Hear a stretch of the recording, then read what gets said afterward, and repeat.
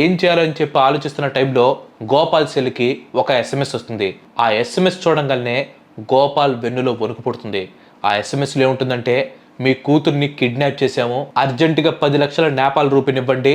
In case మీరు గనక పోలీసులకు ఇన్ఫార్మ్ చేశారంటే మీ అమ్మాయిని ఎక్కడికెక్కడే చంపేస్తామని చెప్పేసి ఒక ఎస్ఎంఎస్ వస్తుంది. కూతుర్ని కాపాడుకోవాలనే ఉద్దేశంతో వాళ్ళు దాచుకున్న డబ్బు మొత్తాన్ని ఇవ్వడానికి రెడీ అయిపోతారు ఈ పేరెంట్స్. బట్ ఎక్కడికి రావాలి, ఏ ప్లేస్కి రావాలనే క్లారిటీ మాత్రం ఇంకా లేదు. ఇదే టైంలో వాళ్ళకి ఇంకొక మెసేజ్ వస్తుంది. ఈ message June 6, 2009 early morning Gopal ఫోన్కి వస్తుంది. డబ్బులు తీసుకొని బట్వాల్కి రమ్మని చెప్పి ఆ మెసేజ్లో ఉంటుంది. ఈ బట్వాల్ అనే ఊరు కాఠ్మండూకి ఇంచుమించుగా 250 నుంచి 270 కిలోమీటర్ల వరకు దూరంలో ఉంటుంది. వాళ్ళ పేరెంట్స్ ఏ మాత్రం లేట్ చేయకుండా ఒక కారు తీసుకొని వెంటనే స్టార్ట్ అయిపోతారు.